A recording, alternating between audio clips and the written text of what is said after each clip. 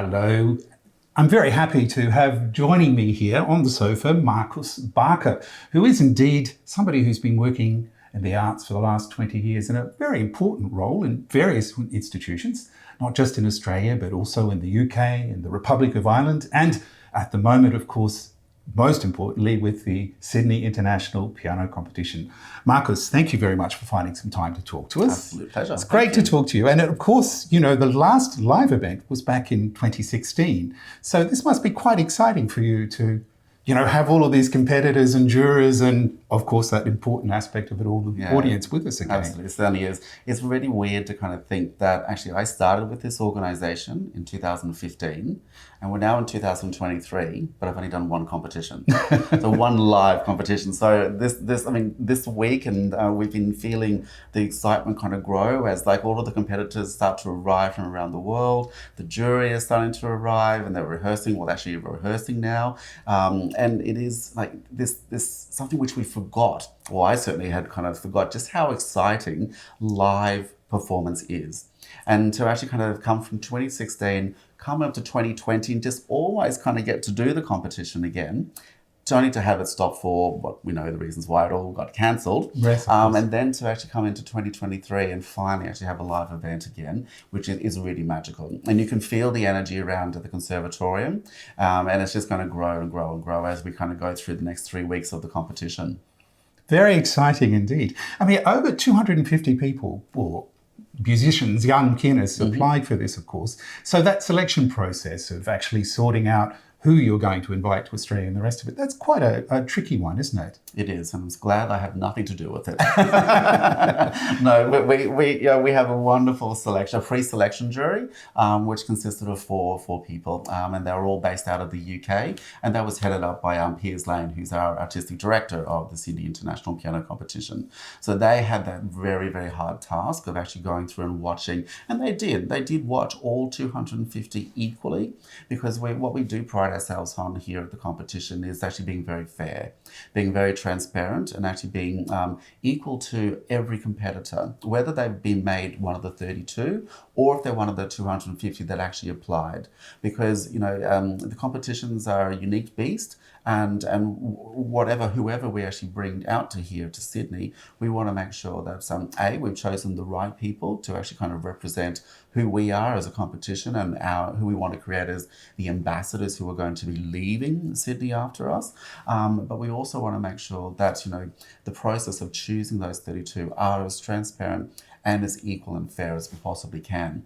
So that's why we actually kind of, you know, ensure that all the 4 jury members, pre-selection panel, watch each individual one. And they do it over maybe a 2-month period, because if you can imagine that, you know, 250 applications, a minimum of a 30-minute audition, which is all done online, that's a lot of hours of watching. So that happens over the months of end of December into January. And then we actually then start to find out who the 32 are. And that's when we take over here in Sydney with the names of those competitors and start the ball rolling of all the administrative tasks that we need to get into place to actually arrive here in Sydney with 32 wonderful young musicians ready to compete. Indeed, and what a wonderful time lies ahead of them, doesn't it? I was just reading a few days ago, Piers Lane was talking about it, the artistic director, about his early experiences of competitions and how much he got from that. It wasn't just competing. He said, you know, you should always compete as though it's a concert, play as though it's a concert, but also the chance to hear other people, to hear people within the business, to actually discuss interpretation perhaps with some of these great people. You've got a wonderful lineup of jurors, 7 wonderful pianists who I know from Europe and who are really terrific people at the top of their professions. How do you go about inviting those? Well, again, you know, it is something which is important to the competition. It's important to ensure that we have representation from all parts of the globe of musicians, and not just musicians. I mean, artist managements agents as well, because we want to create an opportunity for whoever will be the winner to actually really succeed and actually use the Sydney competition as a springboard into their next step of their career.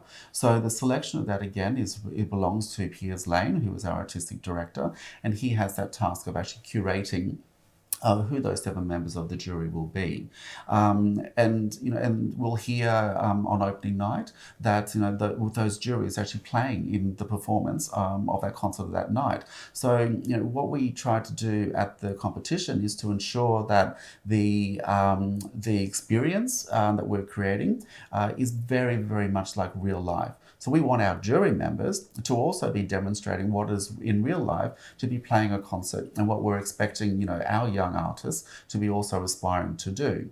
So and that's reflected also in the way that the competition is structured. So we have 3 very separate stages. Stage 1 is the preliminary, stage 2 are the semi-finals, and then stage 3, of course, the grand finals.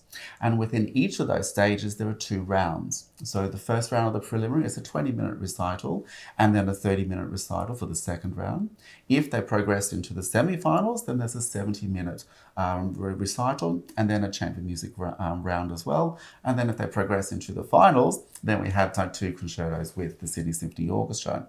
Now, that is something which artists do all the time, of course. But what we want them to do is to actually kind of know that when you walk into an auditorium or a venue, you may not necessarily always be able to choose the instrument that you want to play on.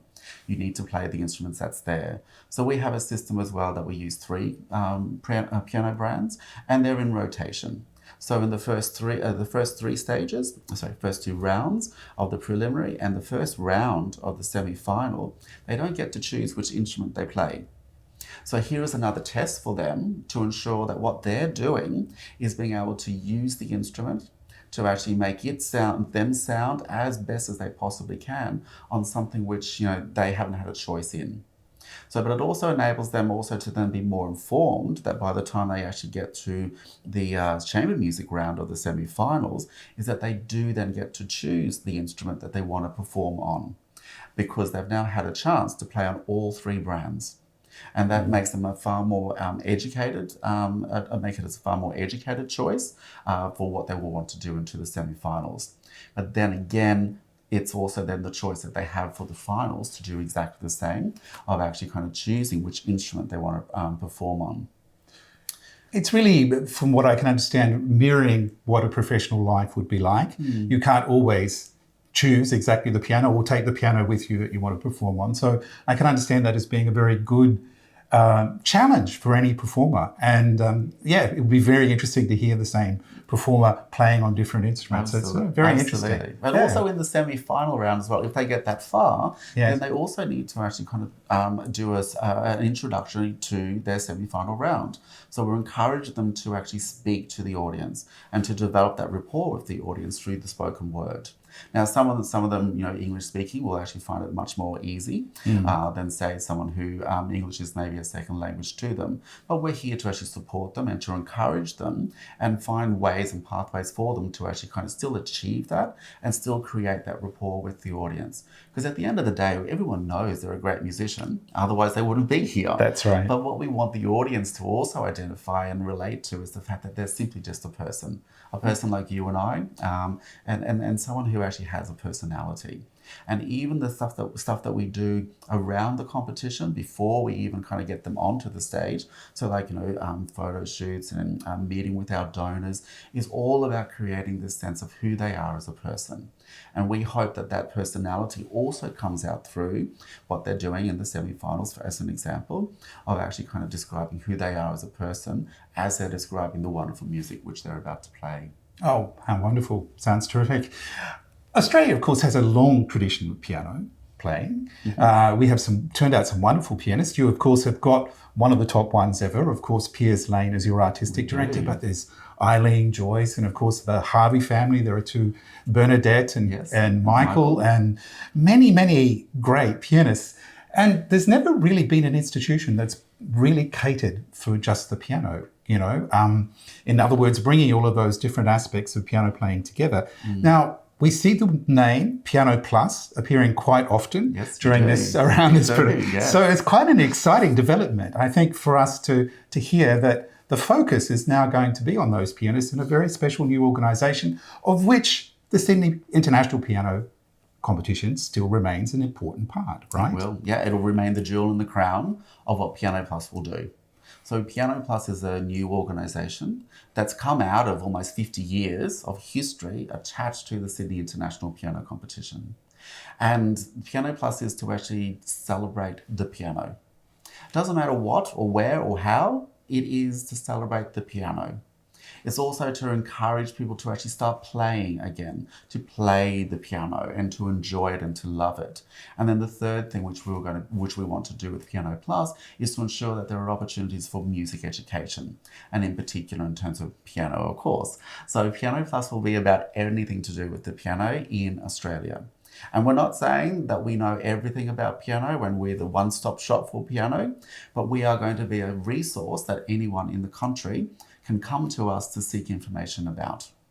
And I think that's a really important thing for what the success of Piano Plus can be into the future.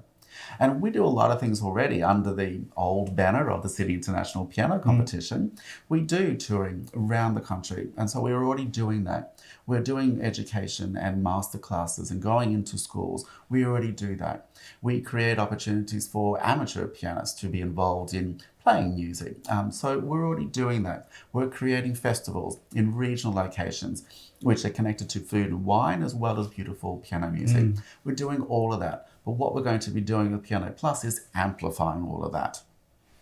So a good example is that, yes, we will still do all of our national touring next year with our new first prize winner, whoever they may be. Yes. So we'll take them around the country and we'll go to places like Broome and to Grafton and, but also the capital cities in Brisbane, Sydney and Melbourne.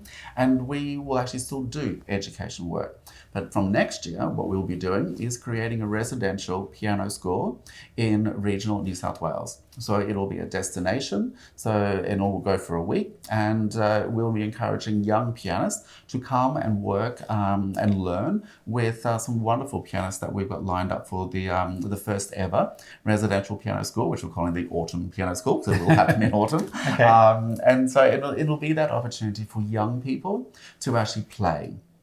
And there'll be structured classes for that. But additionally, we want the parents to also be coming involved and come along to those classes to maybe think, actually, this is something which I'd like to do. And that's okay because we'll have a class for mum and dad down the corridor in the same school. Terrific. So we really do want to find opportunities for people to actually kind of simply learn to love the instrument, either for the first time or again, but more importantly is to actually start playing the instrument. From next year as well, we'll create an international recital series, and they'll go into big halls in Sydney and Melbourne and Brisbane at this stage. And we'll continue to produce our festivals, we'll continue to produce our Amateur Piano Lovers Award online, and we'll continue to produce a whole range of new activities which are still, twinkles and sparkles in someone's eye. Probably mine or Piers Lane's at this moment in time, but they'll eventually become reality over the course of time as Piano Plus starts to actually find its place and its niche in the wider arts community here in Australia, but also for audiences and for gaining audience participation to what we're doing.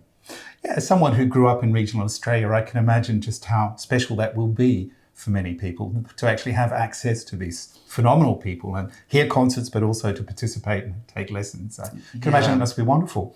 Let's talk about some of those prize winners. And of course, it's $200,000, isn't it? It's a lot of cash. It's a lot of money. And I would assume that some of those people that will be returning next year will be former laureates of this competition or of this year's competition as well. So tell me, how does the prize money work? How does that work, the various awards? Yeah, so we have a number of awards and prizes that are offered during the competition. And probably more interesting is that we actually name each of those prizes after an Australian pianist. So someone who has actually kind of contributed to pianism here in Australia, who is also no longer with us. So we attached like the Ernest Hutchinson First Prize Award, the Percy Granger Second Prize Award, and there's a whole range of other names that we actually use to celebrate those pianists so that we don't forget them, but we also introduce them to the next generation as well. Because, without those kind of people who are actually kind of giving piano playing here in Australia such a wonderful opportunity to succeed, not just here here in the country, but abroad as well, Indeed. is very, very special. We know that Australia is so far from the rest of the world, and even bringing our 32 competitors here is a big effort. So you could imagine actually what it was like, 20, 50, 70, 100 years ago, of actually these young artists at that stage, Yes. also forming their careers in a country that was really isolated from the rest of the world, and actually taking them out into the world to celebrate Australian pianism. Wonderful. And that's so special. And that's why we do have those names attached to those prizes. Very special.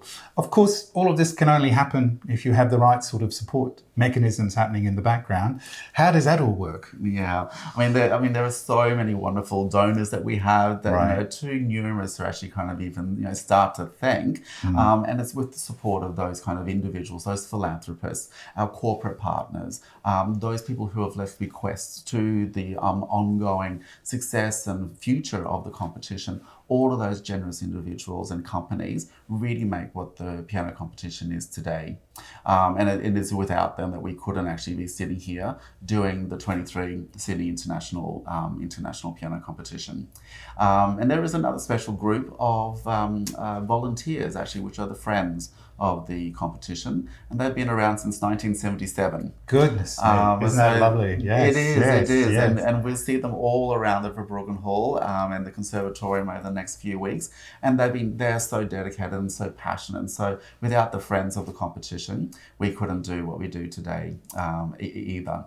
And then, we go on to all of our volunteers. So we're not just talking about all the beautiful gifts that we get from our philanthropists, but we also get the gift of people giving their time. And that's equally important to make this international competition happen once every 3 years here in Sydney.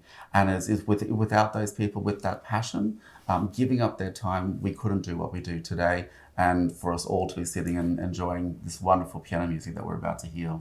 Indeed, we are. Marcus Barker, thank you so much for your time. A very busy time for you. You're always busy, but particularly at the moment. Absolutely. Thanks for taking the time out to talk to us, explain a few of those things. And yes, a happy competition, I wish you. I hope it all goes very nicely. Thank you very much indeed. I'm sure it will. It'll be amazing. Thanks, Marcus. Pleasure.